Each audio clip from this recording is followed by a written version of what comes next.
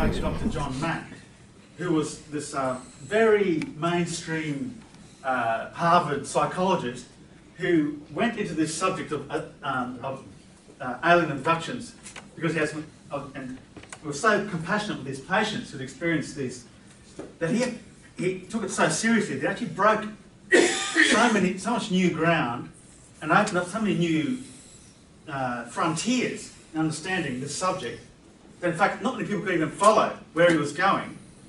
And because he was, life was ended prematurely by a drunken motorist 10 years ago, some of the things I'm going to talk about tonight are areas I think he would have gone into if he'd lived, especially with one of his fellow psychologists, a fellow named Dr. Gregory Little, who was himself a Native American who'd taken part in many Native American rituals and knew a lot about things that Matt talked about only theoretically, and from what he'd learned from native shaman who'd come looking for him after his first book was published. He didn't go looking for them. They wanted to talk to him because they realised there was a white man who might understand something, unlike the rest of us dummies.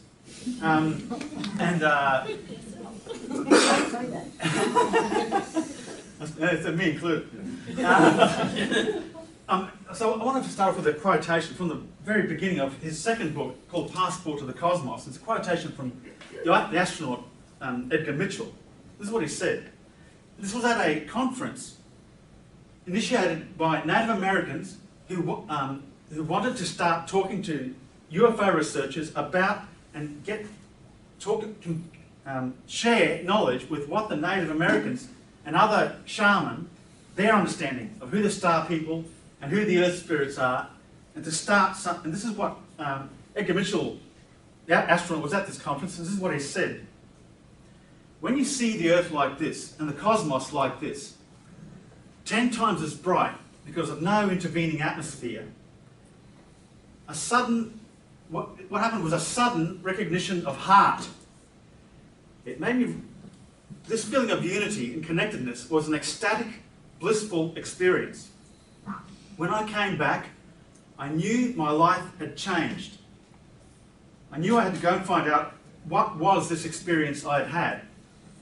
Now, this experience he had been had before him by a number of individuals, very ordinary, common individuals, common people like you and me, who had been astronauts before him. And this story about these pioneer astronauts has actually got so much misunderstanding and ridicule and public disrepute about it that these people called the contactees have become a kind of a pariah who are treated as if they were some sort of idiots or delusional or cranks or people who just sought publicity. But and it's also because they have these blissful, ecstatic experiences.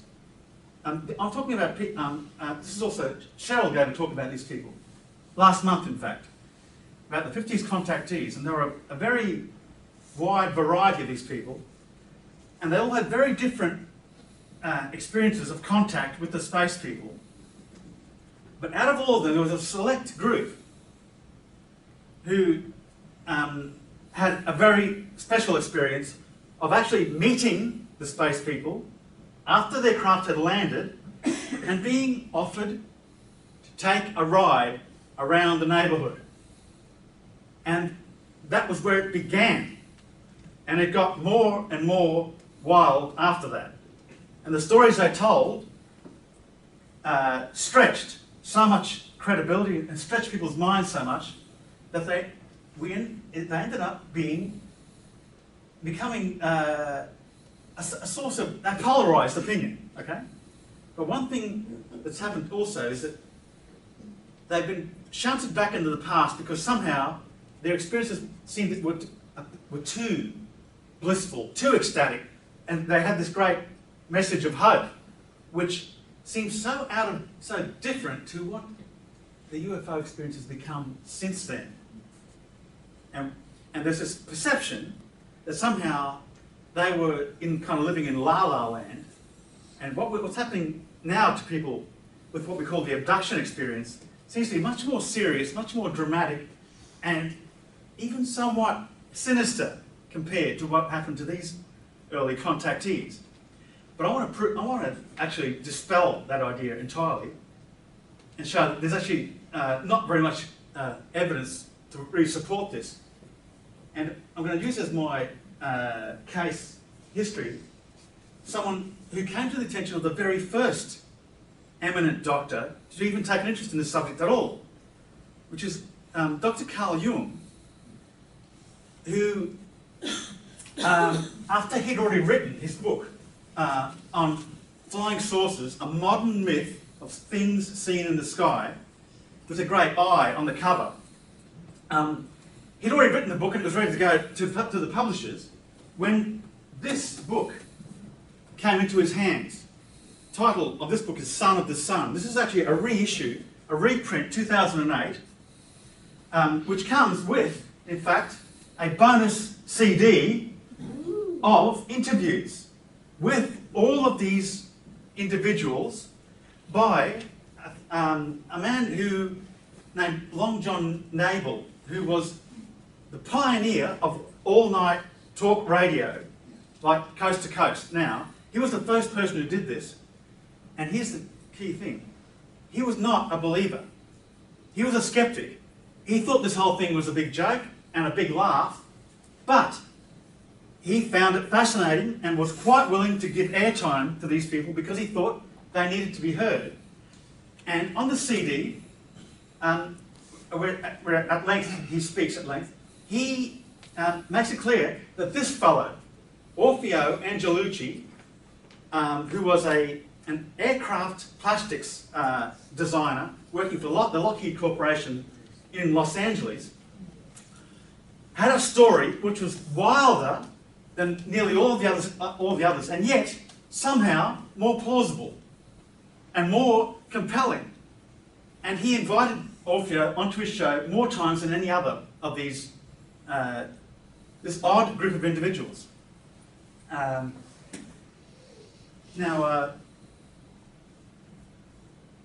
What is it that got... Now, this man seemed to get the attention of people who were skeptics and who were not your typical kind of people ready to believe this kind of stuff. And I should tell you how he came to my attention. I first heard of Orfeo's story through one of these other characters. Cheryl talked about these guys last month and about how there's a quite wide range of them, and there's 4 guys who were at the spearhead of it, who she called the 4 Georges. There was George Adamski was the most visible one, the one who got the most publicity, the most ridicule, the most... He was like one of those guys in wartime who's chosen to run out to take all the bullets or to distract attention so that the rest of the platoon can get through the gunfire. This is what Adamski did to great effect, because a lot of these other guys would never had the guts to come out if Adamski hadn't attracted all the fire. And one of his friends who was with Adamski when he made his own contact was another George named George Hunt Williamson.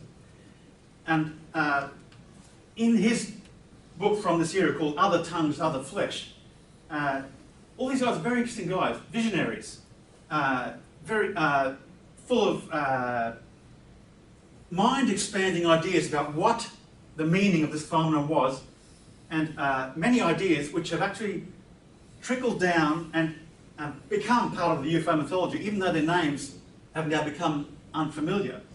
Things like the idea of wanderers, star children, star people who are ETs incarnating on the planet now. A lot of these and lots of other strange ideas started with these fellows. But in George's book, he summarised one of Orfeo's first experiences. And this captured my attention because it went like this. He's driving home from the factory late at night. He's on night shift, and he senses something. it's important here to tell you a few things. Angelucci was a very sickly man who was so weak and debilitated as a child, he was actually taken out of school and did a lot of homeschooling, taught himself. In particular, he was fascinated by science. And one of the things, he had a sensitivity to electrical storms. And he could sense electrical storm coming literally days beforehand, and during them he would actually be reduced to a helpless mess, physically and mentally. And he nearly had a near-death experience at one of these times, after which he actually developed a huge interest in electromagnetism, and it made it one of the things he studied more intensely than anything else.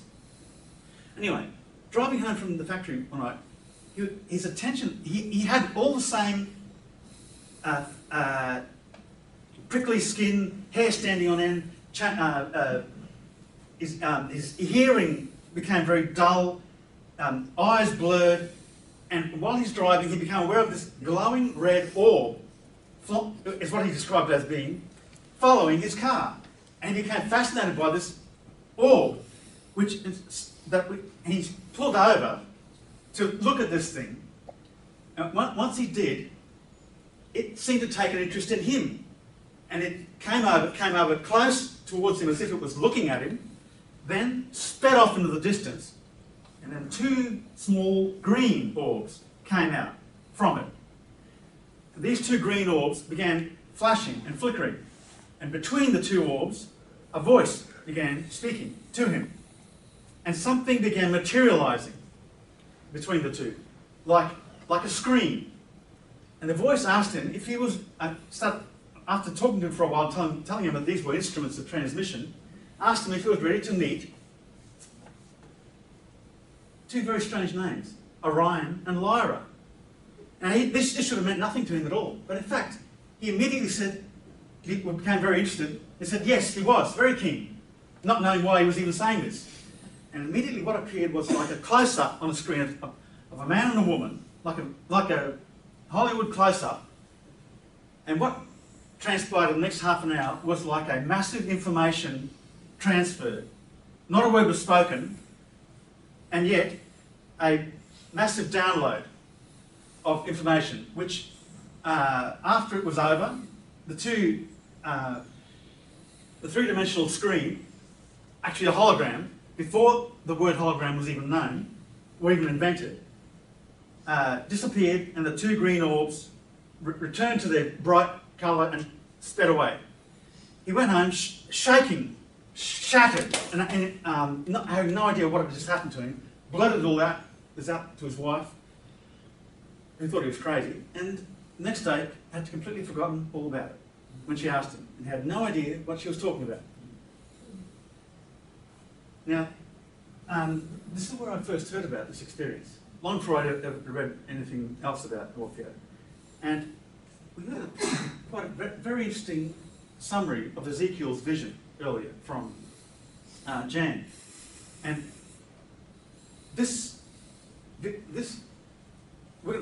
George Hunt Williamson recognised the connection with what happened to Orfeo and this vision recorded by Ezekiel. And here's the important point. He saw a dome with these four living creatures and his wheels surrounding the dome.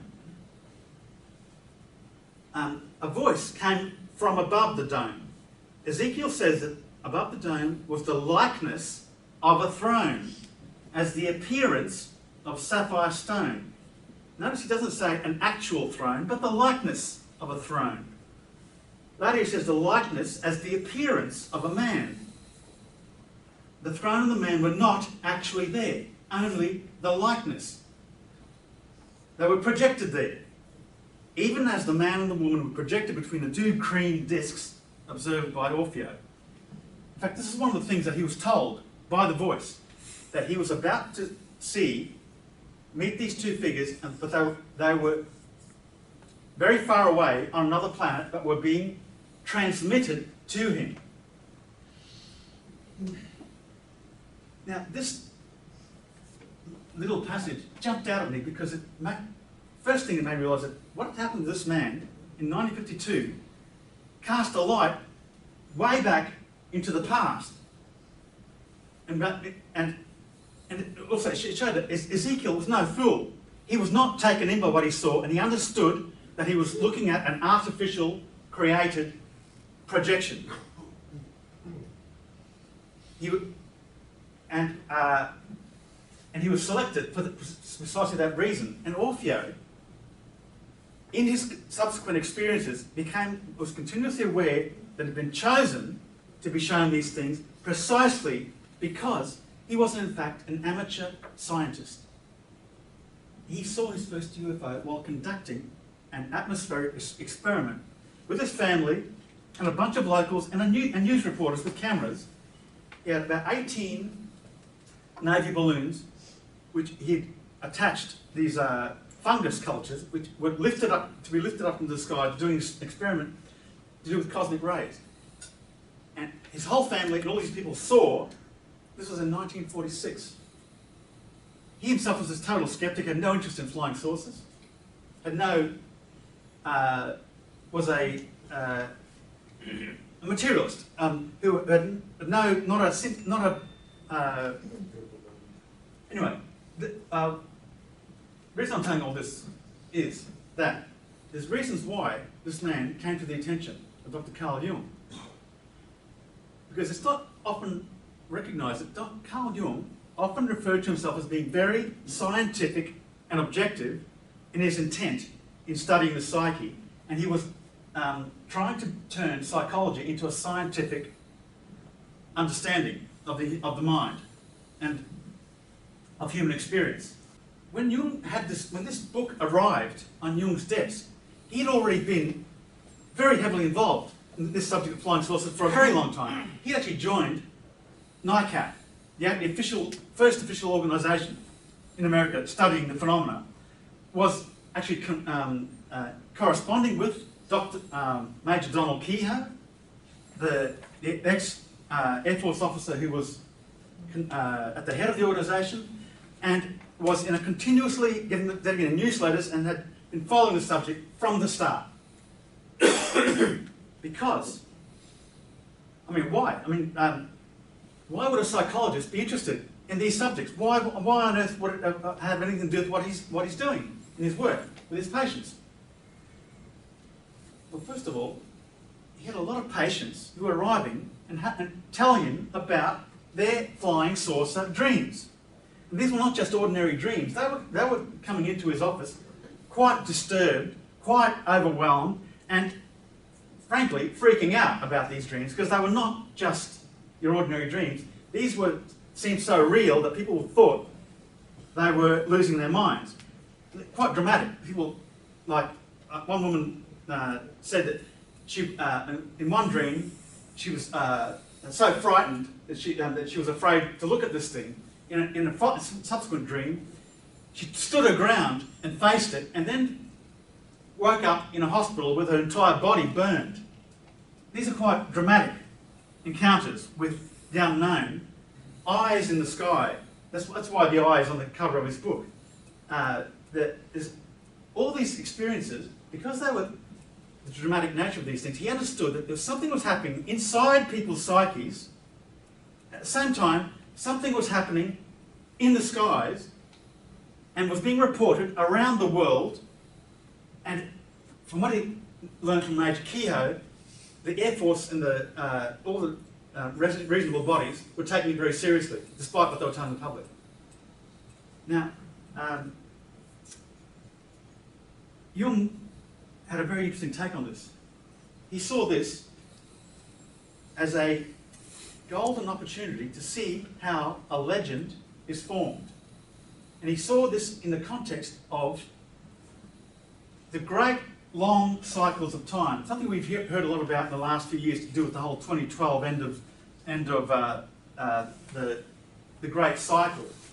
Jung was onto this a very long time ago and understood that the aeon of Pisces was ending, and the end of cycles on the large scale are understood to be accompanied by dramatic psychic events, signs in the skies, visions, portents, and even mysterious sayings of Jesus about his second coming, about a light shining from the east unto the west, and some other such like statements. And this is particularly relevant to Orfeo's book, because Orfeo, in one of his experiences, is in fact a vision of Christ who speaks some very mysterious words to him, which have become very prophetic in retrospect. And we'll come to that later on, about the nature of what he's told, give you an idea of what his experiences consist of. There's a kind of a sequence to them. And they started off with the hologram vision by the side of the road, and the two faces in close-up. The next one happened exactly 2 months later, under similar conditions, where in the same vicinity, he saw something that looked like, he described as being like an igloo or a shining soap bubble.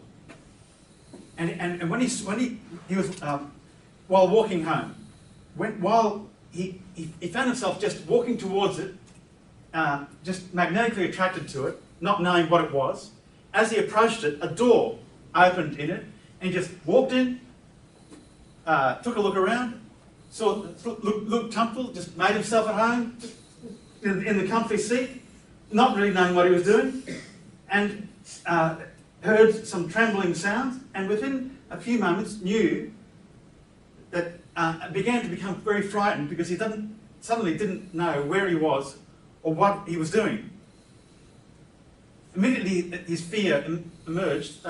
Music started coming through the walls, and what followed was an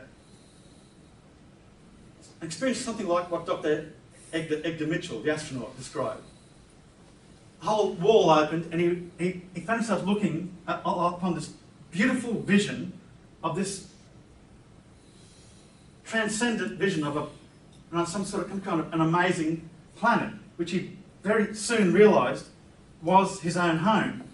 This resulted in him actually collapsing into a flood of tears, crying his eyes out for the first time since he'd ever been a child. He was not the crying kind. And all the time, a voice speaking to him, the same voice that he'd heard speaking to him from the hologram, this male voice,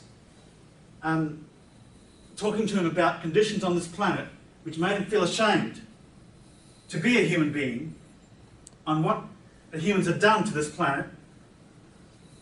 At the same time, he's looking at how it looked, like a pearl in the sky. This was actually, this was the beginning. I want to make sure I can understand, these are extremely emotional, shattering experiences that he was going through, where he went from roller coastering from many extremes.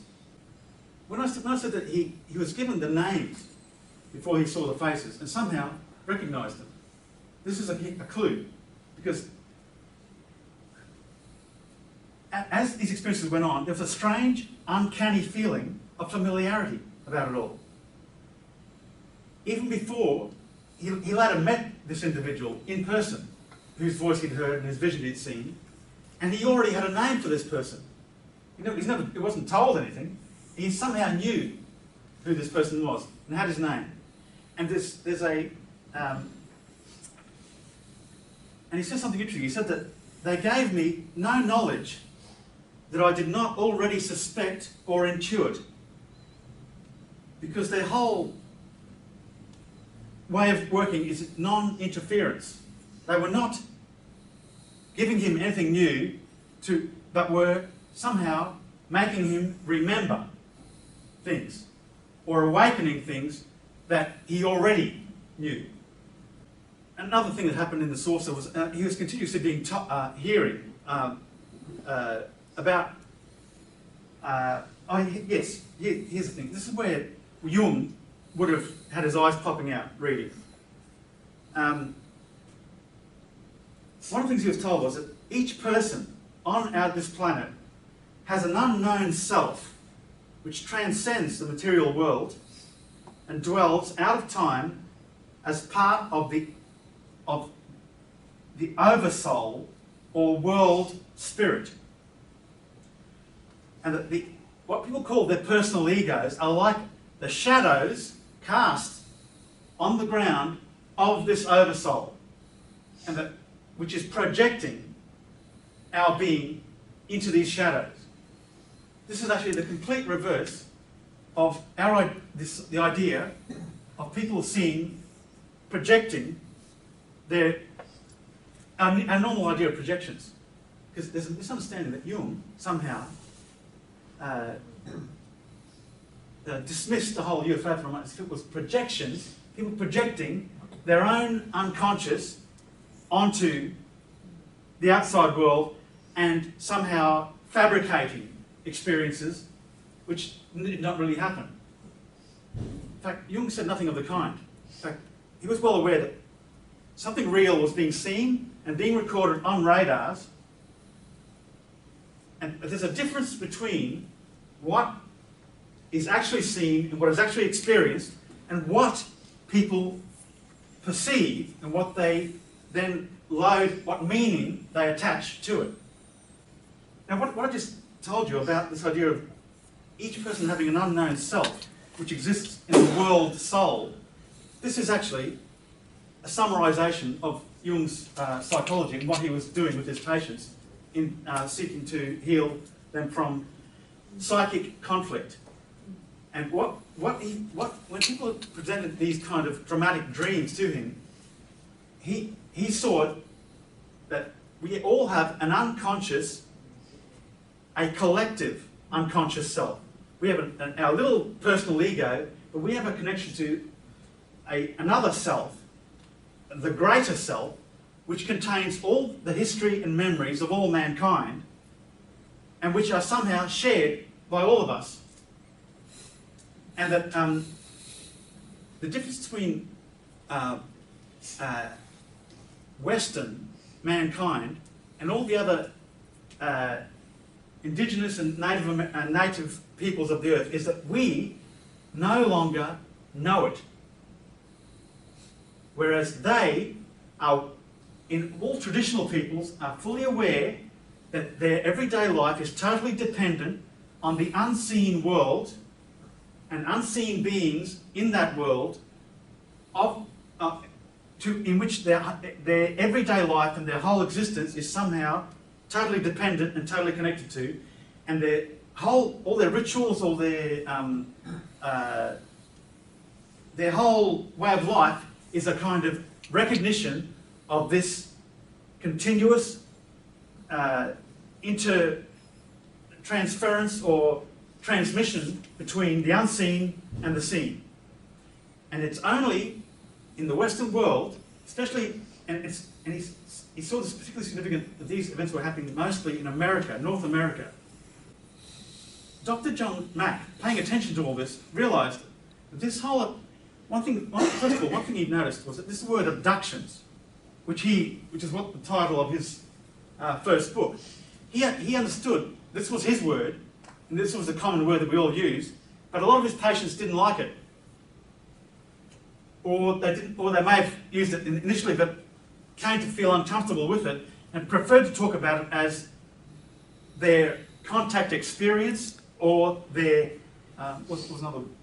encounter, because it came to mean, and this is part of the difference. All of these the original contacts seem to be consensual. It was like done in agreement. There was a common bond between the contactees and the space people they met. There was no coercion. There was no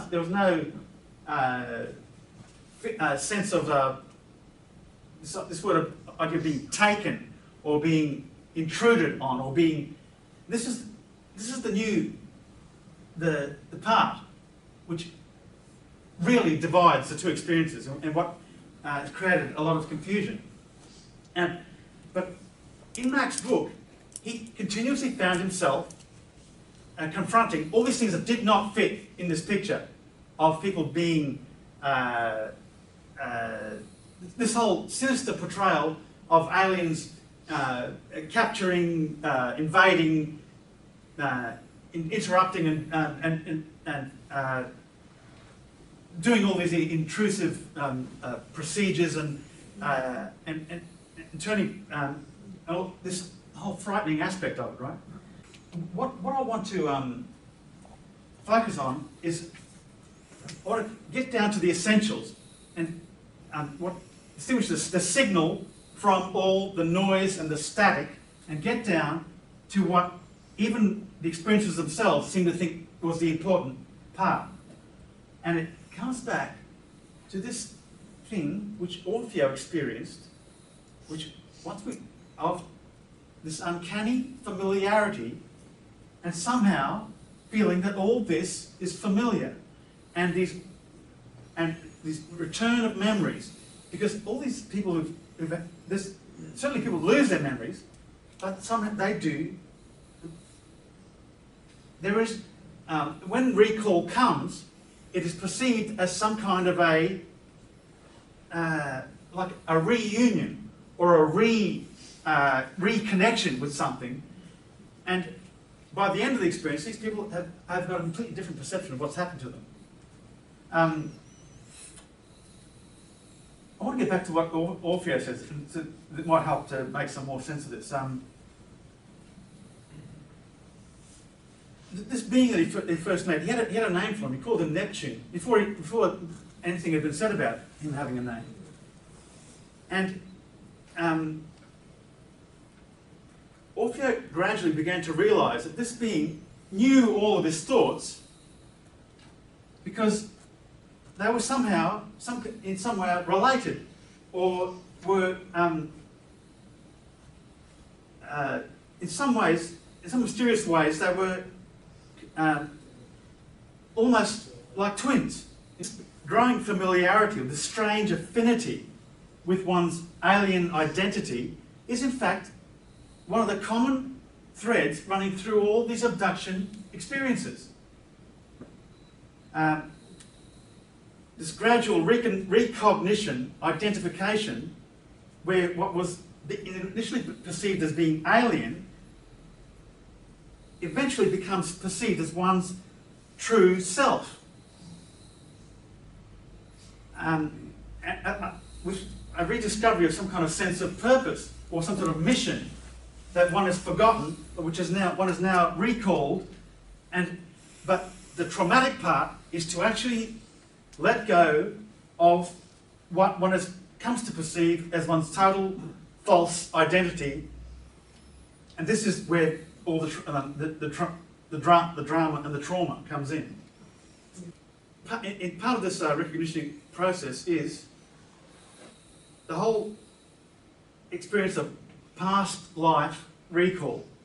This was something that Dr. John Mack had no interest in whatsoever, had never taken seriously, but had to begin paying attention to just because his patients were reporting it. And he had to take it seriously because he did the math, did the homework, and realised that there was something important going on here that needed to be addressed. This is what happened to Orfeo. One of the most dramatic experiences he had on the spacecraft was a kind of experience of collapse, when he became so aware of the difference between himself and these beings that he was communicating with, and their sense of right and wrong, and their sense of how things were, and his own totally fake sense. And he became aware of how his whole life was a lie, and this reduced him to a kind of he had a kind of almost death experience. And at the same time this happened, he says that from the top of the craft, a beam of light shot into the front of his skull. And after this, he was open to a vision, not only of the whole past life he had lived, but of all of his previous existences on the planet and beyond. this lasted for who knows how long, but after it, he felt that something had changed and that he was no longer who he had once been, and he had a totally different perception of who he was. And in fact, came to see that he and this person whose name he knew were somehow, on some level, the same person. It was his own mirror image in some sense, but from some other deep, lost time, other time or other world. When he was taken down after this experience, he was given this very strange message: "We will return, but not to you." And he didn't know what that meant when he was. And again, he had another total memory loss, and all of this that happened to him was buried in his unconscious. He went back to his workaday life, and the memory of it only surfaced over time. And yes, here's what he says. He says that he came to understand that they were able to lock into his subconscious like they had the master key. They just would whip it all out. They would just go straight past his conscious mind. He would have these experiences on a totally other conscious level, and then when it was over, they would just push the drawer back in. In the back it would go, and he would be back to his conscious self, and would no longer be able to access this, but it would ferment in him over time and would surface when the time was right. This climaxed in an event which happened on Earth, where he one day at home had this feeling of feeling very ill. I just went to lay down on the couch. 1 week later, he came to in the middle of work on the factory floor, suddenly feeling, not knowing where he was, and his workmates around him told him to go and take a rest. He didn't look well. He staggered around, wondering where he was and what had happened in the meantime. Had to find a calendar to find out what day it was, and discovered that he'd lost at least 7 days and didn't know where he had been in that time. Eventually, these things all came back to him over time, piecemeal, but he began to realise that during that time he had swapped identities, and all his memory came back of where he had been during those 7 days, while his other self had carried on his life on Earth. And he describes in detail what he did there, who he met, and what they told him. And that's a long story, I might go into that. But the whole thing is told in a way which is totally logical, totally consistent, and has a kind of sense to it, which is one of the reasons why this story was so compelling to not only John Nebel and other skeptics, but to Dr. Carl Jung, who recognised all of this as being, in practice, a kind of working out of what he was trying to do with his patients all the time. Only he was doing it in his own roundabout ways of accessing people's unconscious self through making them understand their dream imagery and all of this and symbolism that they brought to him, which they could not understand. There's another misunderstanding about Jung, this idea that archetypes are just symbols in your mind, right? They're just buried there in your unconscious, and they're just these sort of things that sit there somewhere, and they're supposed to be important for some reason. Who knows why? But I've got to tell you that that's a complete misunderstanding. It has nothing to do with what Jung said, because archetypes are not symbols. They're not in your mind. They're actually things which totally demolish what we call the distinction between mental and psychic and material. Archetypes exist and can, not only in the mind, but can materialise in the real world, because they are energy forms. when Jung talked about this, he actually talked about the electromagnetic spectrum and how what we see at the EM spectrum is like that much of that. And on one end is the infrared, which goes down into the microwave spectrum. On the other is the ultraviolet, which goes off into the spectrum beyond. And he had a very great interest in this whole new idea of energy matter transference, and what this idea of the electromagnetic spectrum this is not to do with other dimensions. We're talking about the unseen, what is real but unseen because it exists on other wavelength levels to what we can perceive in our senses. This is significant because of when I talked about how before these events, Orfeo noticed a change in his hearing and seeing. His senses became dulled in one sense, but then highly acute in another sense. This change of sensory awareness is a very common factor in all contact and encounter experiences. People's whole sensory awareness seems to change to a different wavelength or different perceptive level, which is what allows them to actually then be able to become aware of things which are there all the time, only not usually visible. And Dr. Gregory Little has gone into this a great deal. Because of his own experience with Native American traditions and his own rather bizarre experiences that he and others like him had experienced during these rituals, because to native peoples, when they talk about vision quests and having and shamanic quests, when they use the word vision, they're not talking about something that goes on inside your head. They're talking about vision as in encounters with beings, powerful beings, who get results, who do stuff. You don't just... I'm talking about things like the rain-making ritual. It's a very common one where shamans can create a thunderstorm out of a clear blue sky. And it's a shaman who can't actually get results that way actually will lose his job very quickly, because they're meant to... you access these powerful spirits because you want to get something done. And if you can't do it, they get someone else to do it. Now, and there's a science behind this.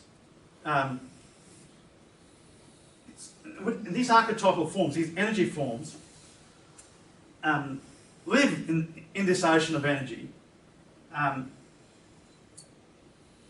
emerge from this. Let me just give you a couple of quotes from what Dr. Little says about this. Archetypes, as pure nature, pure energy, remain primarily invisible, but under the right conditions, become a physical reality in an objective sense. They lead in their own independent reality and are a reality in and of their own. While real in their own right, they need to interact with a human percipient to express themselves.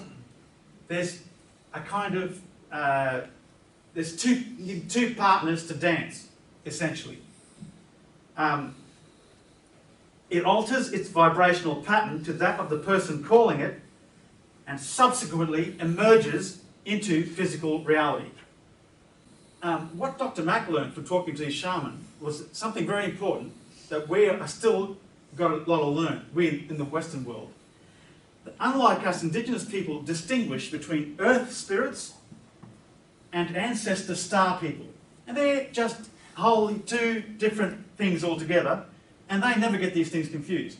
And they know what they're dealing with. It's when we begin to understand the difference between these two different kinds of energy beings, and it all comes down to what in Star Trek is called the Prime Directive.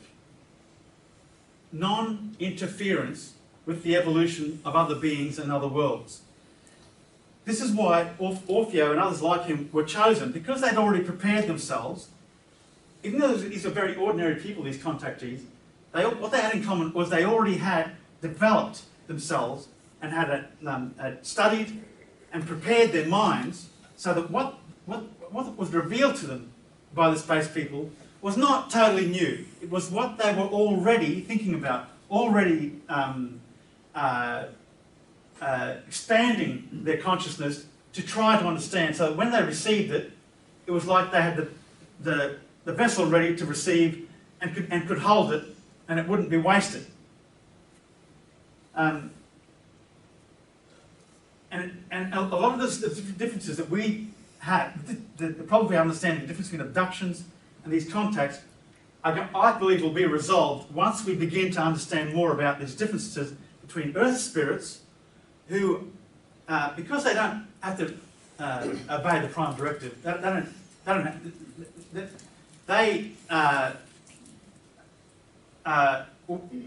idea of waking people up to the urgency of their conditions on the planet means shaking people up is part of their work.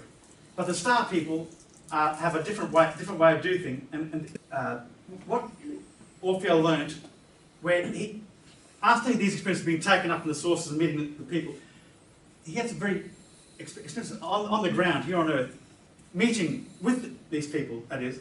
One in particular was where Christ appeared to him in a vision. Jung was actually not too surprised by this. Jung was quite admitted that he had his own visionary experiences of Christ, which he did not think of as hallucinations, but were encounters with archetypal reality.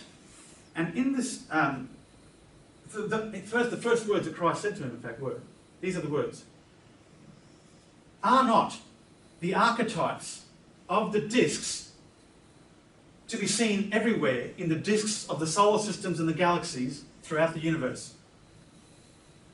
Those are his first words, he said. The archetypes of the discs are the discs we see of the galaxies.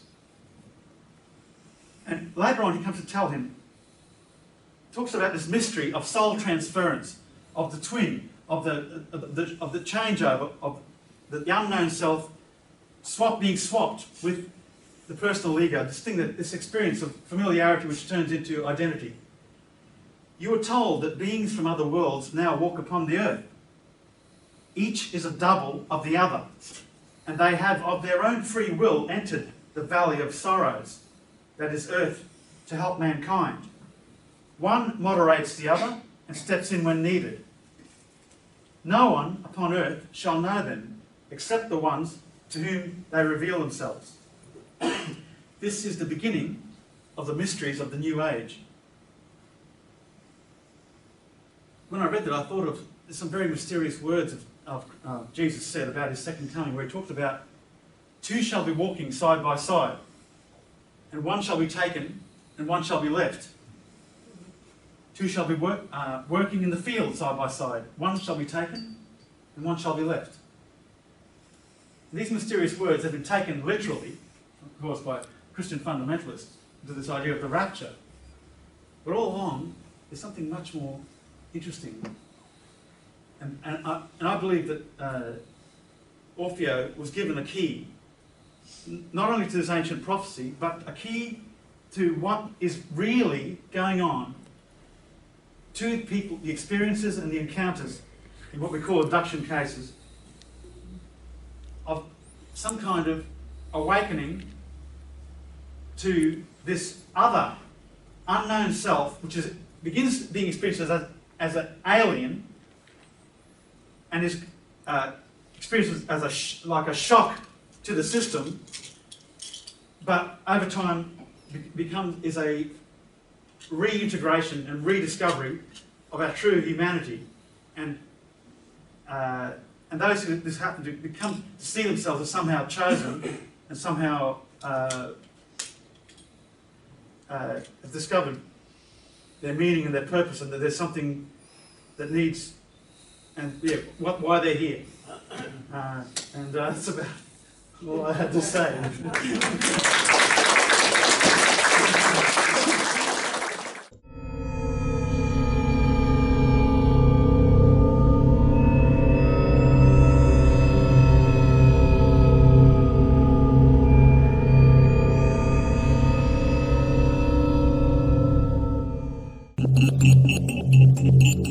Bye.